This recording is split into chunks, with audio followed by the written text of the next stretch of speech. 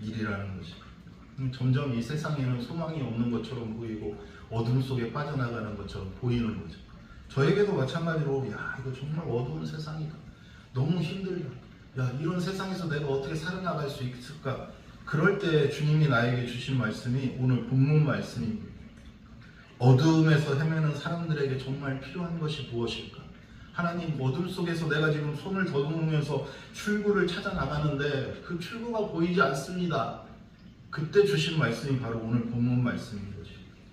그러면은 어두움을 헤매는 사람들에게 정말 필요한 것이 무엇인지 오늘 본문을 토대로 해서 한 3가지 정도만 알아보도록 하겠습니다. 첫 번째로는 어두움을 헤매는 사람들에게 필요한 것은 빛이 필요한 거죠. 빛이. 뭐 이거 너무나 당연한 얘기인 것 같은데 어두울 때 가장 필요한 것은 빛입니다. 빛. 만약에 산속에서 우리가 길을 잃고 헤맬 때 가장 먼저 해야 되는 일은 높은 곳으로 올라가서 불빛이 있는 곳을 찾아야 되는 거예요. 불빛이 있다는 것은 누군가가 그곳에 있다는 이야기다 보니까 불빛을 찾아야지만 우리는 살 수가 있게 되는 것이죠. 그런데 많은 사람들이 산만 헤매고 있는 거예요. 빛을 찾으려고 하지 않고 그냥 헤매고만 있는 거예요. 그럴 때 우리가 찾아야 되는 것은 빛이 어디에 있느냐, 그걸 찾아야 되는 거예요. 그게 뭐라고 오늘 말씀하시는 거예요? 주의 말씀은 빛이라고 이야기하는 거예요.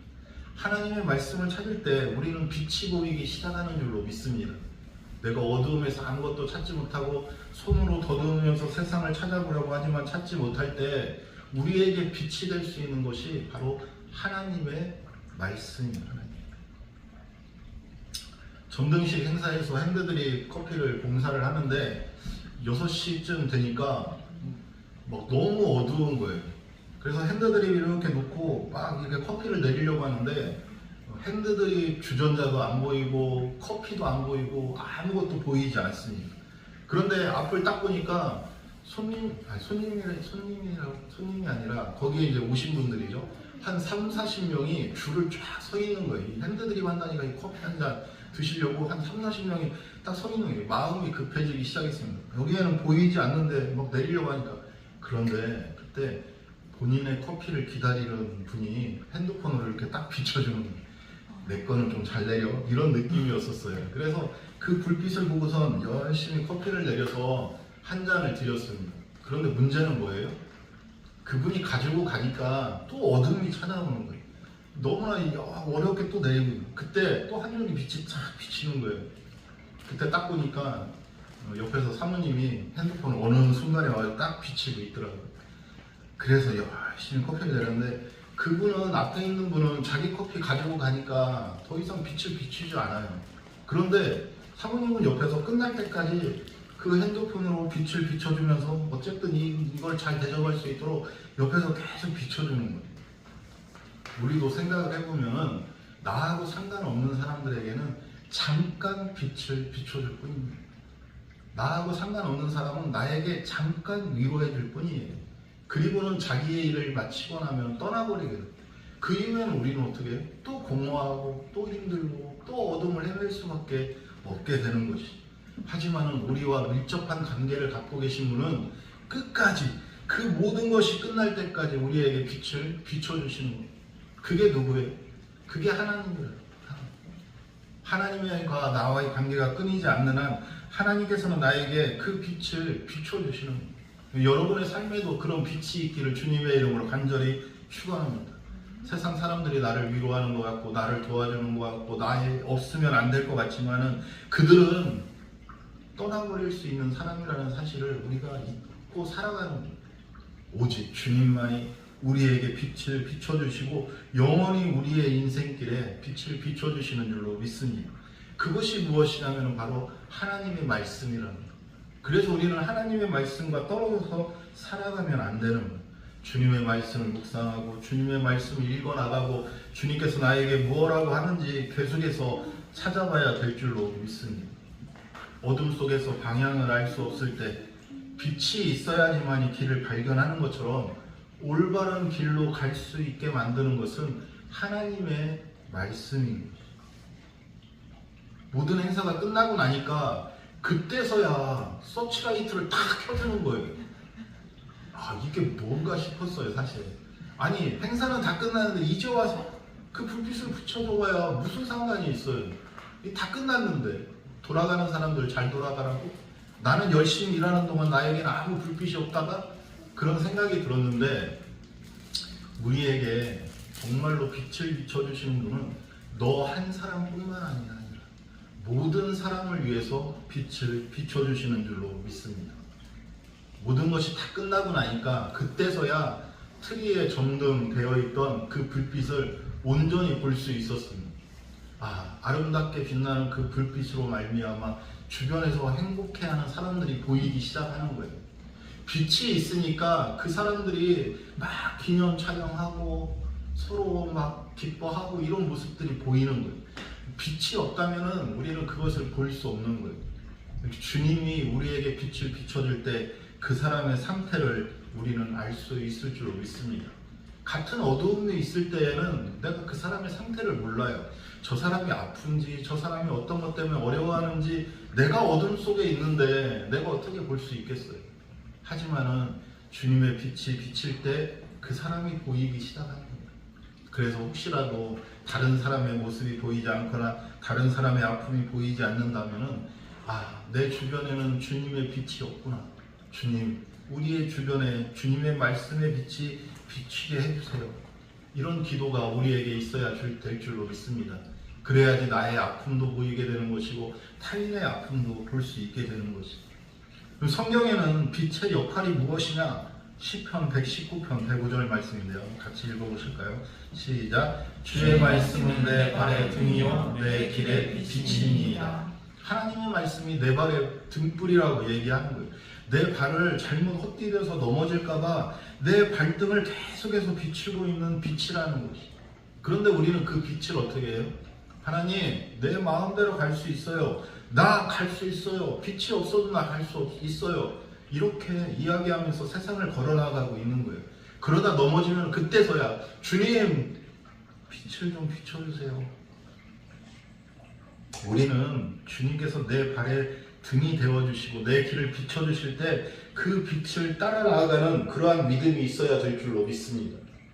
평상시에는 그 빛이 필요 없다고 이야기하다가 정작 빛이 필요할 때 주님이 비춰주시지 않으면 우리가 하나님을 원망하는 그러한 삶을 이제는 살지 않아야 되는 것이죠. 늘 주님은 우리에게 발에 등불이 되어서 비춰주시는 줄로 믿습니다. 요한복음 8장 12절 말씀인데요. 같이 읽어보실까요? 시작. 나는 세상의 빛이니 나를 따르는 자는 어둠에 다니지 아니하고 생명의 빛을 얻으리라. 하나님, 예수 그리스도는 빛을 잃으신 적이 없어요. 단지 우리가 그 빛을 보지 않고 돌아섰을 뿐입니다. 그래서 우리가 돌기만 하면은 주님의 빛을 볼 수가 있어요. 그리고 그 빛이 움직이는 대로 우리가 따라간다면 주님께서 우리의 길을 예비하신 길로 인도해 주실 줄로 믿습니다. 내가 혹시 어둠만 보고 있다면 지금 당장 뒤돌아보세요. 거기에 하나님이 우리를 향해서 지금도 빛을 비치고 계시는 것입니다. 그래서 우리가 기억해야 될 것은 무엇이냐면, 주님, 우리가 어둠 속에 있습니다. 아무것도 보이지 않습니다. 그럴 때 빛이 비칠 수 있도록 하나님의 말씀을 멀리하지 않고 주님의 말씀에 집중할 때 주님이 우리에게 세상을 볼 수 있는 빛을 주실 줄로 믿습니다. 오늘 이 자리에 나오신 모든 분들도 내가 어둠 속에서 헤매고 손으로 아무리 더듬어도 출구가 보이지 않고 낭망하고 실망하고 어려움이 있다면 주님의 빛을 찾아서 우리의 고개를 들고 우리의 마음을 돌리고 우리의 삶을 주님에게로 향하는 그러한 날들이 되기를 주님의 이름으로 간절히 축원합니다. 우리가 어둠 속을 행할 때에 정말 필요한 것이 무엇이냐면, 두 번째로는 깨달음이에요. 깨달음. 하나님의 말씀이 무둔한 자를 깨닫게 한다라고 이야기하는데, 우리도 우리의 삶 속에서 무언가를 깨달으면서 살고 싶지만은 깨달음이 없는 삶은 변화할 수 없다는 사실을 우리는 너무나 잘 알고 있습니다. 많은 사람들이 무둔하다라고 이야기하는 것이 우리의 능력이 부족하다, 이 얘기만 하는 것이 아니라 성경에서 이야기하는 이 무둔한 사람은 무엇이냐면은 영적으로 분별력이 없는 사람입니다. 영적으로 하나님의 말씀을 분간하지 못하다 보니까 정말 우리가 나아가야 될 길을 알지 못하고 나아가는 것, 이게 바로 영적인 분별력이 없는 사람인 것이죠. 지혜가 부족하다. 이러한 것들도 마찬가지로 하나님의 말씀 안에서 우리는 우둔한 삶을 살 수밖에 없는 것입니다. 많은 사람들이 무언가를 깨닫고 그 깨달음으로 인해서 하나님의 말씀을 받아들이는 삶이 돼야 되는 것이 정말 중요한 것이죠. 그래서 우리는 어떤 이야기를 하거나 누군가와 삶을 동행하면서 나아갈 때 하나님 저에게 좀 깨달음을 주세요. 내가 그 깨달음으로 인해서 내 삶이 좀 변하게 해주세요. 그런 기도가 수시로 나와야 될 줄로 믿습니다. 사모님하고 대화를 하던 중에 그런 질문을 하게 됐어요. 가끔 가다 보면 사모님이 이제 뭔가 저에게 부탁을 하죠. 부탁을 하면은 제 생각에는 그런 거예요. 어떤 거냐면은 야, 내가 하고 싶을 때 해야지 나는 행복해. 내가 하고 싶을 때 해야지 나는 기분이 좋아. 이렇게 생각을 했어요. 그러다 보니까 어떤 일을 시키면은 물론 하고 싶지 않은 시간도 있고 또 때로는 게으름 때문에 못하는 일도 있지만은 내가 하고 싶을 때 하는 것이 나에게는 행복이야 라고 생각하다 보니까 안 하게 됐던 거죠. 그런데 이렇게 생각을 하다 보니까 내가 그것을 하기 전까지는 늘 눈치를 보고 있는 거예요. 아, 지금 저 사람 기분 나쁜 건가? 이거 하라는 거 내가 지금 안 했다고 기분 안 좋은 건가? 이런 생각이 들게 되는 것이죠. 그래서 그 막 이야기를 하던 중에 갑자기 주님에게 질문을 하면서 아내에게도 같은 질문을 했습니다. 내가 어떤 일을 부탁했을 때 내가 바로 해주면 행복해? 라고 물어보니까 행복하다는 거예요. 그래서 왜 행복해? 하냐고 물어보니까 아껴주는 것 같아서 행복하다는 거예요. 아, 나를 아껴주니까 내가 부탁하는 거를 금방금방 들어주는구나, 이렇게 이야기한다는 것이죠. 그래서 내가 그 시간에 잠깐 얘기를 하는 중에 잠깐 마음속으로 기도를 한 거예요. 어떤 기도를 했냐면은 하나님, 나는 내가 하고 싶을 때 해야지 내가 행복이라고 생각을 했는데 가만히 생각해 보니 타인이 행복한 모습을 보는 것이 행복입니다. 그런 생각이 드는 거예요. 여러분들도 한번 가만히 생각해 보세요. 내가 행복하면은 다른 사람이 불행해도 나는 행복한가요? 내가 행복하면은 세상이 무너져 내리거나 세상이 막 미쳐 돌아가도 나는 행복한가요? 행복한 것 같은데 그것은 가면입니다.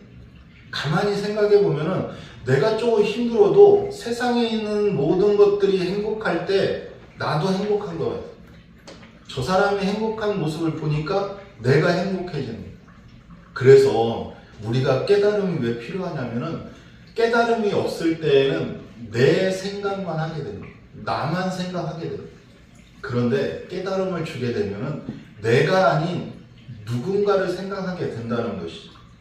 그래서 여러분들 마음속에도 내 고집대로, 내 마음대로, 내가 이 땅에 살아가는 내 힘대로, 내 행복을 위해서 살아가는 삶만 살았다면은 이제는 내 행복이 남을 행복하게 해주는 것처럼 다른 사람의 행복이 나를 행복해 주는구나, 이런 마음으로 살아보시길 바랍니다. 그런 깨달음이 우리에게 있어야 된다는 것이죠. 그래서 우리가 하나님의 말씀을 읽다가 어떤 문득 깨달음이 온다면은 우리가 그 깨달음을 마음속으로 기뻐하면서 그 말씀에 집중할 필요가 있게 되는 것이죠. 왜냐하면은 말씀에는 깨달음을 주는 유익이 있는데 히브리서 4장 12절 말씀 같이 읽어보실까요? 시작. 하나님의 말씀은 살아있고 활력이 있어 좌우의 날선 어떤 검보다도 예리하여. 하나님의 말씀은 검과 같다는 거예요. 필요 없는 부분은 잘라서 없애버리고 필요한 부분은 다시 도려내서 새살이 돋게 하는 것, 그것이 바로 하나님의 말씀인 것이죠. 그래서 여러분들 마음속에 시기, 질투, 분노, 염려 이런 것들이 있다면 하나님의 말씀에 집중하고 기도하고 묵상하다 보면은 하나님의 말씀이 그 부분을 도려내 보시, 그리고 새로운 삶로 태워주시는데 그것이 무엇이냐면은 바로 믿음, 승리, 기쁨, 은혜, 이런 말씀으로 우리를 채워주시는, 그것만 채워지면은 우리의 삶에서는 주님께서 우리에게 깨달음으로 주시는 모든 말씀으로 우리가 새롭게 살아갈 수 있을 줄로 믿습니다. 때로는 내가 원하는 대로 살았다면 주님의 말씀은 네가 원하는 대로 사는 것, 그것이 중요한 것이 아니고 하나님의 말씀 안에서 세상 사람들에게 사랑을 전하면서 사는 것이 너에게 필요해. 이런 깨달음을 우리에게 주시게 되는 거죠. 그래서 주님의 말씀을 읽을 때 우리는 하나님의 말씀으로 인해서 깨달음을 받고 우리의 부정적인 것들을 하나님의 말씀으로 도려내어 버리면은 주님이 우리에게 새로운 말씀으로, 새로운 사랑으로, 새로운 은혜의 말씀으로 우리를 채워 주실 줄로 믿습니다. 그런데 주님의 말씀을 읽지 않다 보니까 내가 썩어가는 내 몸, 내 심장, 내 마음이 계속해서 썩어질 수밖에 없게 되는 것이. 그래서 주님의 말씀으로 도려내야 될 줄로 믿습니다. 잠언 1장 7절 말씀인데요. 여호와를 경외하는 것이 뭐라고요? 지식의 근본이다. 그러니까 하나님의 말씀을 경외해야 돼. 하나님의 말씀이 옳습니다. 주님의 말씀을 따르는 것이 나의 종의 입장에서 해야 될 일입니다. 이것이 돼야지 주님의 말씀대로 순종하게 되는 거거든요. 그런데 우리가 하나님을 경외하지 않다 보면 하나님은 그렇게 말씀하셔도 나는 그냥 이렇게 살아가겠습니다. 내 고집을 부리게 되는 거예요. 그래서 우리의 삶 속에 내가 하나님을 경외하는 마음이 있는가? 하나님을 두려워하는 마음이 있는가? 그런 마음이 내 마음에 자리 잡고 있는지 우리는 늘 점검해봐야 될 줄로 믿습니다. 오늘 이 자리에 나오신 성도 여러분, 주님께서 주신 말씀이 우리에게 있어요. 그러면 그 말씀을 마음속 깊숙이 받아들이셔서 내 마음속에 있는 더러운 것들 다 도려낼 수 있도록 주님이 역사해 주세요. 우리는 이런 기도를 해야 되는 것이죠. 우리가 마지막으로 어둠에 헤매는 사람들에게 필요한 것이 무엇이냐면 세 번째입니다. 변화를 위한 적용이 필요합니다. 행하지 않으면 죽어있는, 적용하지 않으면 아무리 우리가 변하려고 해도 변할 수가 없게 되는 것이죠. 하나님이 우리에게 새로운 말씀을 주셔서 새로운 삶을 살게 해주셨지만은 내 말씀 속에 내 삶을 적용하지 않으면 우리는 새롭게 태어날 수가 없게 되는 거죠. 깨달음에서 멈추어 버리면은 이전과는 전혀 다른 삶을 살아가는 게 아니에요.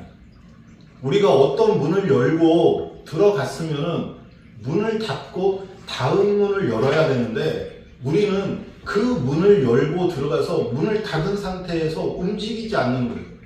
그러면 우리는 뒤를 볼 수가 없습니다. 더는 다른 세상을 볼 수 없게 되는 거예요. 문을 열고 들어갔다면 닫고 다른 곳을 쳐다봐야 되는 것이. 그래서 또 다른 문이 있다면 어떻게 해야 돼요? 또 열어야 돼요. 그런데 지금 내가 닫은 그 문만 바라보면서 미련을 갖고 산다면 우리는 영원히 다른 문을 열 수가 없게 되는 거예요. 그게 뭐예요? 하나님의 말씀을 가지고 우리가 세상에 적용하면서 살아야지만이 우리는 변화될 수 있다는 것입니다. 여러분들이 변화될 수 있는 이유는 뭐예요? 하나님의 말씀이 내 마음속에 살아 움직이는 것이 되었기 때문에 우리는 변화될 수 있게 되는 거예요. 로마서 12장 2절 말씀입니다. 여러 번 읽었던 말씀인데요. 같이 한번 읽어보실까요? 시작. 이 세대를 본받지 말고 오직 마음을 새롭게 함으로 변화를 받아 하나님의 선하시고 기뻐하시고 온전하신 뜻이 무엇인지 분별하도록 하라. 하는 것, 하지 않는 것이 문제가 아니라 하면서도 하나님의 뜻이 무엇인지 분별하지 않고 하는 것이 문제인 거예요. 하나님의 말씀의 기뻐하심이 무엇인지 모르고 나아가는 거예요. 하나님이 우리에게 변화라고 말씀하셔서 내가 변했습니다라고 이야기하지만 하나님의 뜻은 생각지 않는 것, 이게 문제인 거예요. 그래서 우리는 어떤 말씀을 받아들였을 때 하나님의 뜻이 무엇일까? 하나님이 기뻐하실 일이 무엇일까? 하나님이 선하게 생각하는 일은 무엇일까? 우리 마음속에 담아두고 그 일을 하려고 우리가 변화되어야 될 줄로 믿습니다. 하나님이 우리에게 변하도록 하는 것은 사실 쉬운 일이 아니에요. 원수를 보고 사랑하라? 쉬운 일입니까? 쉽지 않아요. 하나님은 우리에게 세상 사람들을 사랑하라고 이야기하는데 사랑은커녕 내가 주먹으로 한 대 때리지 않는 것만 해도 내가 감사한 마음인데 어떻게 사랑하겠어요? 근데 하나님은 그렇게 하라는 거예요. 그래서 우리는 어떻게 해야 돼요? 하나님이 뜻이 그것이라면 내가 그렇게 하도록 우리가 노력하겠습니다. 이게 바로 변화인 줄로 믿습니다. 오늘 이 자리에 예배드리는 모든 분들은 변화의 시작에 있다고 생각을 하시면 돼요. 하나님의 말씀을 내가 들었고 하나님의 말씀을 느꼈으니 내가 이제부터는 변하면서 살겠습니다. 이런 행동의 변화가 우리에게 있어야 될 줄로 믿습니다. 야고보서 1장 22절 말씀인데요. 같이 읽어보실까요? 시작. 너희의 말씀을 행하는 자가 되고 듣기만 하여 자신을 속이는 자가 되지 마라. 행하지 않는 사람은 자기 자신을 속이는 거예요. 변화됐다고 생각하지만 변화되지 않은 사람들, 그 사람들이 어떤 사람이냐면 마음으로만 있고 겉으로 표현하지 않는 것. 이게 정말 힘든 것이죠. 여러분들 마음속에 어떠한 변화의 말씀을 주셨다면 그것을 이제부터는 행동으로 보여주시기를 바랍니다. 사실 저도 뭐 이렇게 살갑거나 뭐 애정을 막 이렇게 드러내는 성격은 아니에요. 친구 목사님한테 전화가 오면은 목사님이 맨날 이렇게 얘기해요. 사랑해. 어쩌라고. 뭐 어쩌라고. 그래 알았어. 이렇게 얘기하게 되는 거예요. 야, 근데 너 나 사랑하는 것 같지 않아? 왜? 그럼 왜 사랑한다고 얘기 안 해? 그럼 뭐 그 말로 해야 알아? 그냥 사랑하는 줄 알면 되지. 아 그래도 자기는 사랑해 라고 얘기해줘야지 듣는데, 그래서 저도 알았어 사랑해 이렇게 하고 끊어. 야 별로 그 사랑이 안 담겨있는데 하면서 또 계속 얘기를 하죠. 그 친구 목사님을 보면서 부럽습니다 사실. 왜냐하면 어디에서나 친구 얘기조차 이 사랑한다는 얘기를 이렇게 쉽게 할 수 있는 친구는 마음속에 정말로 사랑이 있기 때문에 그런 거예요. 억지로 하는 게 아니라는 걸 알다 보니까 아 나도 그렇게 했으면 좋겠다. 뭐 누구에게나 전화통화하면 사랑해 이런다고 해서 하고 침뱉은 사람은 없다는 거죠. 그래서 우리 마음속에 그런 마음이 들 때 우리도 한번 해보는 거예요. 누군가에게 사랑한다는 말 죽기보다도 하기 힘들어도 사랑합니다 이렇게 얘기해보고, 그 친구가 저한테 한 20통 전화하면은 그때서야 저는 한 통 정도 이렇게 전화를 해줘요. 그럼 야 너는 어떻게 내가 20-30통 전화할 동안 한 통 전화하냐. 그러면 글쎄 할 말이 별로 없어서 뭐 이렇게 하고 끊기도 하는데 정말로 미안한 마음이 들 때가 많은 거죠. 그만큼 내가 받았다면 우리도 베풀어야 될 줄로 믿습니다. 여러분들에게도 하나님의 사랑이, 하나님이 너희를 사랑한다고 그렇게 수백 번 얘기했는데 나는 하나님에게 하나님 내가 하나님을 사랑해요 이렇게 얘기한 적이 없다면 오늘 한번 이야기해 보세요. 주님 받은 사랑, 내가 이제 주님께 사랑한다고 이야기하겠습니다. 주님을 사랑하니 내가 이 세상을 이렇게 살아가면 안 된다는 것을 내가 알게 됐습니다. 주님 사랑하는 마음으로 주님이 나에게 말씀하신 대로 내가 행하며 살아가겠습니다.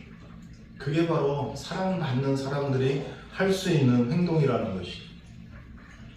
외국의 조지 워싱턴 커버라는 분이 그 많은 사람들의 식량 문제를 해결하기 위해서 땅콩 연구에 굉장히 애를 썼다고 합니다. 그래서 하나님께 기도하면서 땅콩 연구를 하기 시작했는데 이분이 어느 날 이 연구를 하면서 너무 힘들었던 거예요. 그래서 기도를 이렇게 했어요. 뭐라고 기도를 했냐면 하나님 이 우주는 왜 이렇게 크고 알 수 없는 일들이 이렇게 많을까요? 그러자 하나님께서 응답을 주신 거예요. 야 우주를 기도하지 말고 땅콩을 기도해. 우리는 너무 큰 것만 기도하는 것이 기도라고 생각을 하는 거예요. 그렇지 않다는 거예요. 내가 정말 해야 되는 것이 땅콩이라면 땅콩에 대해서 하나님께 기도할 때 하나님이 그 땅콩에 대해서 은혜를 주신다는 거예요. 고차원적으로 기도하는 것 하나님이 바라시는 것이 아닙니다. 하나님이 어떤 큰 사랑을 우리에게 원하시는 게 아니에요. 그냥 작은 것, 우리의 삶 속에 기도드릴 수 있는 것, 내가 오늘 살아가는 데 필요한 힘이 되는 기도, 그것이 바로 하나님이 원하시는 기도인 줄로 믿습니다. 혹시 여러분들 중에 오늘 정말 내 마음속에 내려놓지 못하는 짐이 있다면 주님 앞에 내려놓으세요. 그러면 주님께서 그 짐을 기쁘시게 받아주실 줄로 믿습니다. 왜냐하면 주님께서는 그 우리를 사랑하시기 때문에 우리의 고통과 우리의 외로움과 우리의 힘듦을 보기 힘들어하셔요. 그래서 어떻게 해서든지 내 아들이 내 딸이 평안하게 가기를 원하시는 거예요. 여러분들이 그 무거운 짐을 내려놓을 때 하나님이 기뻐하시는 줄로 믿습니다. 자녀를 키우시는 분들, 또 자녀가 없지만 내 주변에 사랑하는 사람이 있다면 가만히 생각해 보세요. 내 자녀가 무거운 짐을 지고 고통하고 근심하면서 부모에게는 한마디도 말하지 않는 자녀가 있다고 생각해 보세요. 보기만 해도 답답할 거예요. 뭐 말 좀 해. 뭐 말해야지 해결해 줄 거 아니야. 근데 자녀는 그렇게 얘기하면 내가 알아서 할게. 이거보다 더 큰 아픔은 없는 거예요. 그래서 우리는 주님에게 우리가 얘기할 모든 것들을 내려놓고 솔직하게 얘기할 때 하나님이 우리의 모든 것들을 해결해 주실 줄로 믿습니다. 여러분들 마음속에 힘들고 어려움이 있다면, 어두움 때문에 아무것도 보이지 않는다면 더 이상 손으로 더듬으려고 하지 말고 빛을 바라보면서 주님에게 모든 것 내어맡기세요. 그러면 주님이 우리의 모든 삶에 빛을 비추어 줄 줄로 믿습니다.